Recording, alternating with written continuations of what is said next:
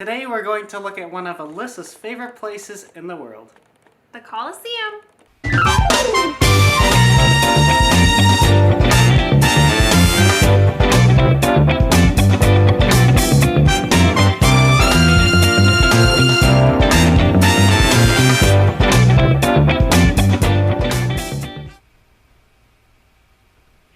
Welcome to week 20 of Around the World with Joshua and Alyssa, and we are so glad that you would join us once again.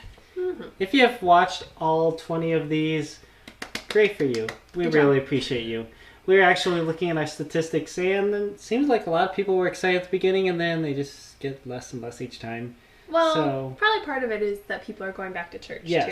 So we're not saying we're mad or anything. It's just, that's what happens. Sometimes that's life. Yep. But all that to say, those of you who have been here the whole time, good work. Yeah. Thank you for putting up with us and for watching week after week. We really appreciate you. We do.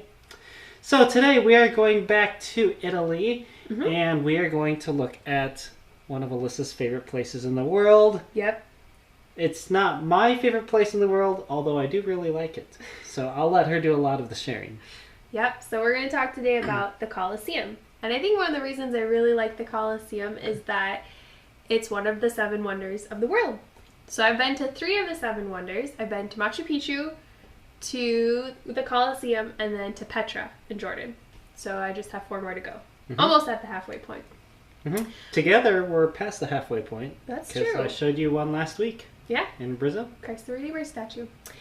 So we just need to go to a few more. But anyways. We'll get there. I just love the Coliseum, I think, because it's so big and so impressive. And it's cool to see it in the daytime and at night. So hopefully you get the sense of how much I like it after today.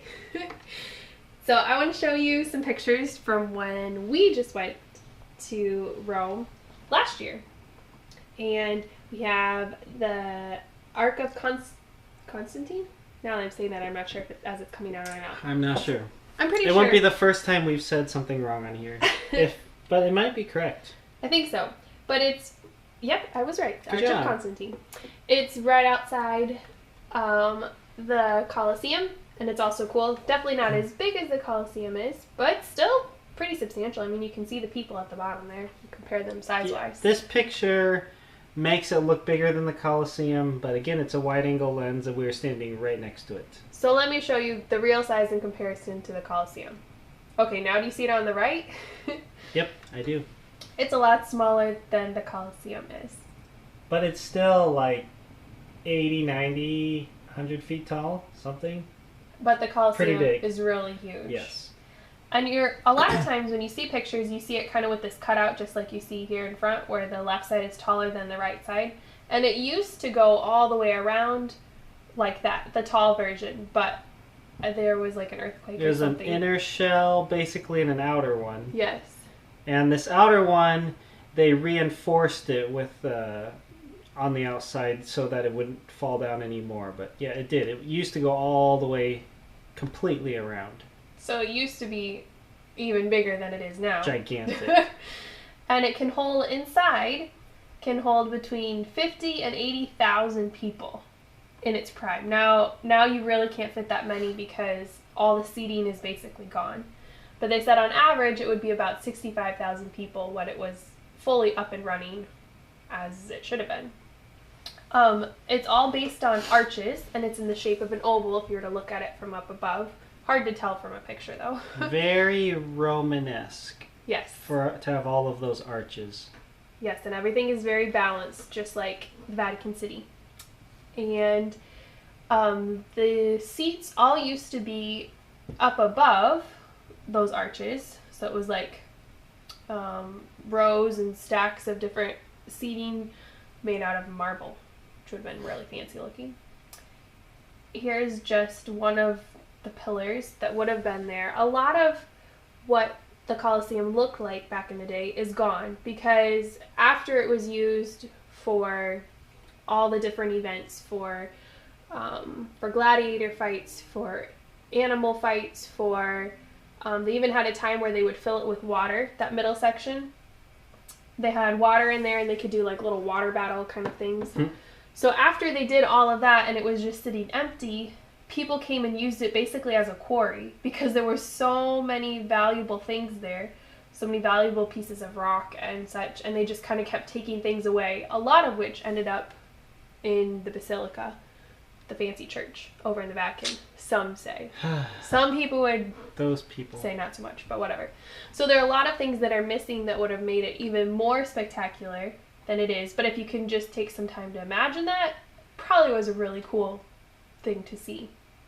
But here's the top of a pillar to help you kind of imagine that. So there are arches everywhere, just all around, and so many different layers and levels of them.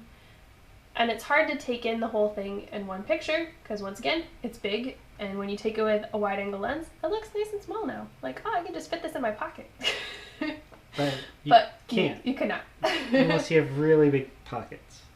So here it looks small, but then once you realize from the inside, oh my goodness, it's huge. Now here you can probably see a little bit better. They used to have aqueducts that ran right to the Colosseum to dump water into that middle section when they used it for the water warfare or whatever.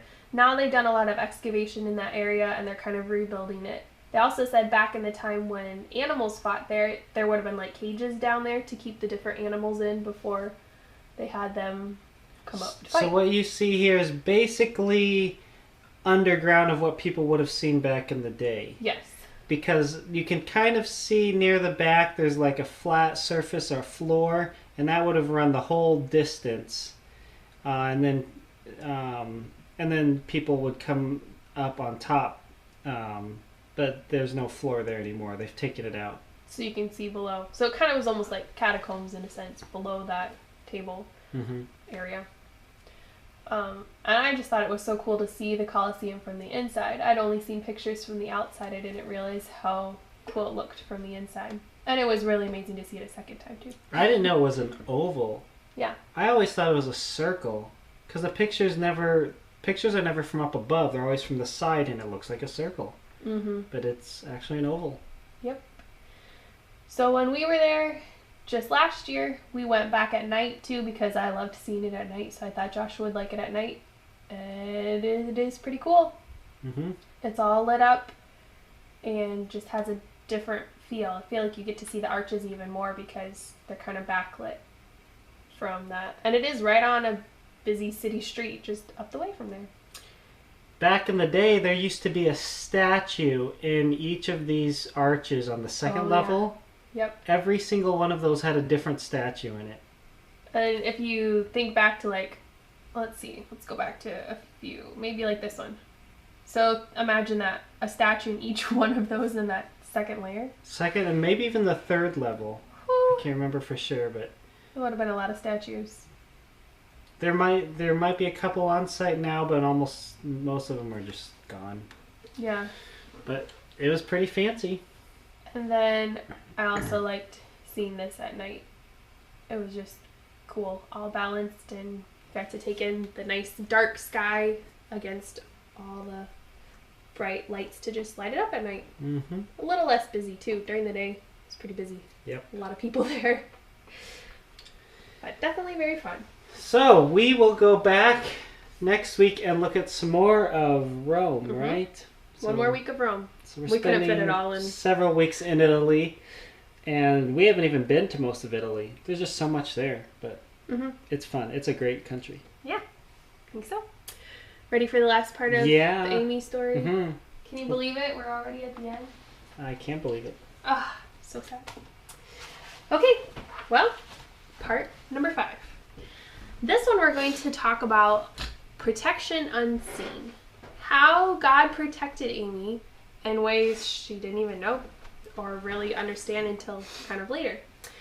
So at the end of our story last time, we talked about how Amy realized that their ministry needed to expand and they needed more space. And do you remember what was next door? There was an open land, right? But they had a shrine built on it to worship false gods, and the owners didn't want to give it up.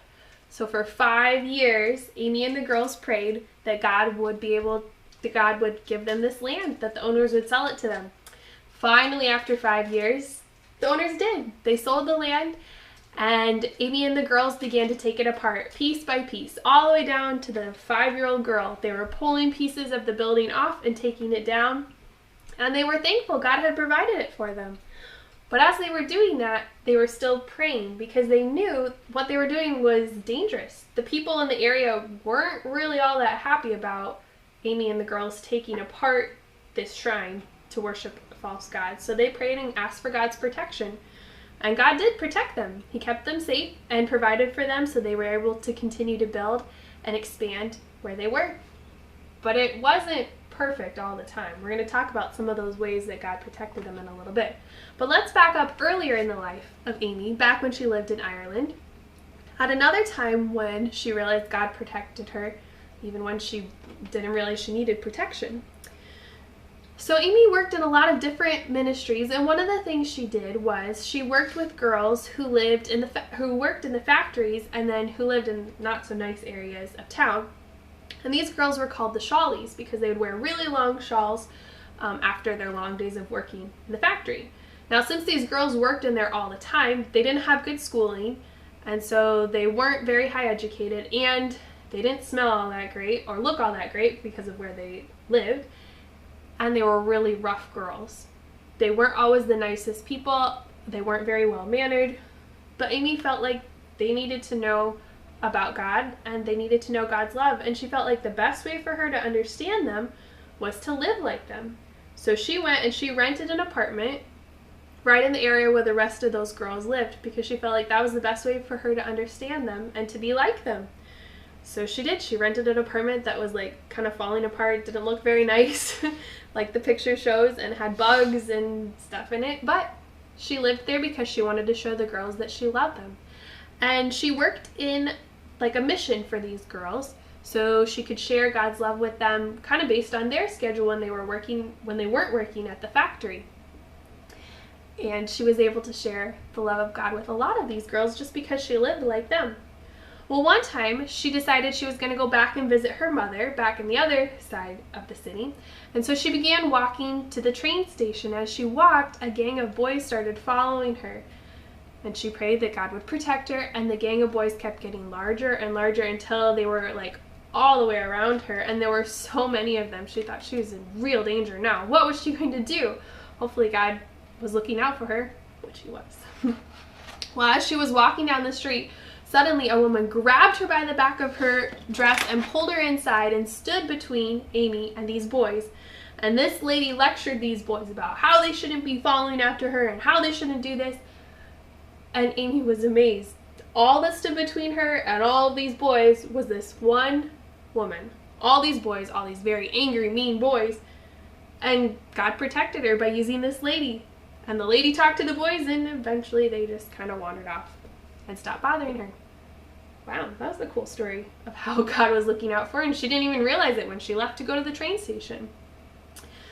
Well, Amy began to see that many times over, how God protected her again and again and again while she was living in India. When they built the extended part of the house in Dohnavur, they only had a low mud wall around it, so it wasn't too hard for people to come over or to get in. But God continued to protect them. One man even set up like a megaphone over the fence, and he talked all through the night long about how he was going to come in, how he was going to hurt them, how he didn't like what Amy was doing, all this. And Amy and the girls just prayed, and they slept through the night, and the man eventually just left, and he didn't bother them. God protected them again and again and again. One time there was a young Hindu girl who left her village, and she came to Amy for help, and she knew that her people and her villagers were going to be following her. So as soon as she came to Amy, she told Amy that, and Amy thought, well, we have to keep her safe somehow. So Amy and the girl climbed a rickety old ladder up to the top of a church tower near Dohnavur.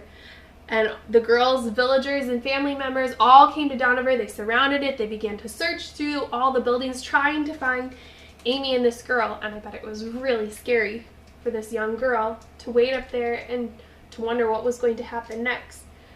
But they waited there all night long, and eventually the angry mob of people couldn't find Amy and the girl, and so they just all dispersed and went home. And God protected them again. thankfully. And the girl got to stay and live with Amy after that and be part of her ministry. Well, Amy was in India for 35 years and she never went home. She didn't go back to Ireland. She stayed the whole time. She was always very busy, always doing things that she knew God had called her to do and always helping other people. And one night she was hurrying home after helping someone in the dark, and it was a little bit rainy, and she fell into a hole and she broke her leg. And she was there for 5 hours before someone came along and found her. When they found her, they put her in a car and a few of her children with her to take her to a nearby hospital. Well, because of all the rain and mud and everything, it had washed big potholes in the road, and the driver just kept going along, and one of them he went through really, really fast, and it bumped and jostled Mary's broken leg, which hurt her a lot. But she realized that it had kept them from falling into that hole because they had gone so fast they hadn't fallen in. And somebody could have been really hurt, or their car could have gotten stuck. It could have rolled somebody. They would have been stuck there. Nobody else would have been coming by anytime soon. So God had protected her and the children as they'd ridden in the car all the way to the hospital. Well, she made it to the hospital and they did help her with her leg, but she ended up having a lot of pain after that, and she wasn't ever really able to walk the same again, and she was really limited in what she could do. But God still had work for her. So Amy went back to Dohnavur, now this time not being able to go around and do as much as she had done before. She was stuck. She now had to basically stay in bed because she couldn't go anywhere. And she prayed, she asked, God, please take away the pain, or please shorten the amount of time I have left to live. But God didn't do that. He had a different plan. He wanted Amy to write and to tell people about the things that she had done. So she began to write books and stories and letters, and she shared about what God had done with her life and how he had provided time and time again, which is how we know so many neat things about her story. And God used those books that she wrote and the things she said to help other children and adults and people all over the world want to go into ministry, to want to go and serve other people, to be a missionary, and to help out others. And even what she wrote helped change some of the government in India. So now people can't sell their daughters to the temple anymore. And a lot of it is due to what she did and how she explained what was happening and what was going on and how she wanted to see it changed. So God used something really hard in Amy's life, not being able to move and to walk around, and she used it to bring honor and glory back to God by spending time writing and telling other people about how God had worked in her life. So now there are lots of people who are missionaries as a result of Amy. And I've read one of her books, or a book written about her. I've read her book called If, and another book that Elizabeth Elliot wrote about the life of Amy Carmichael. And they both were really challenging to me in seeing how God will provide for what he calls you to do, and that you don't have to be afraid, that God will take care of you and protect you no matter where you are. And that's encouraging. And you know what? Her story should be a good challenge to you too, that you can be a missionary where you are. We've talked a lot of these times where we've flipped back to the earlier part of Amy's life. We learned how she was involved in an orphanage ministry, how she helped out older people on the streets, how she helped out the Shawleys. She looked for ways how she could be involved where she lived. And she was a missionary right at home before she was a missionary in India. And you can be like that too. You can just look for little ways to help out people. Maybe your neighbor might need help bringing something to their door, or they might need you to pull the weeds out of their flower bed. Those are little things, and they're kind of like being a missionary, just reaching out and showing God's love with the people around you. So you could be like Amy too. And I really love her story about I Dare, the Amy Carmichael story and her ministry in India. So, somewhere new next week? Somewhere new. I have no idea where it is. I know she has a new one, but I don't know who it's about, where it is, so I'll have to come back next week, I guess. Mm-hmm. It'll be a surprise. Uh-huh.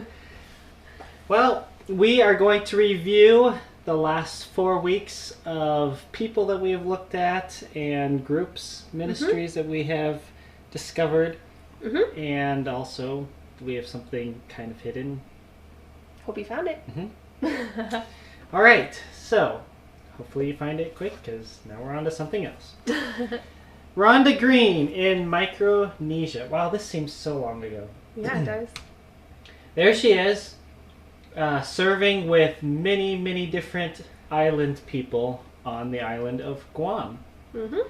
And pray for her as she is still doing Bible studies and things with Zoom.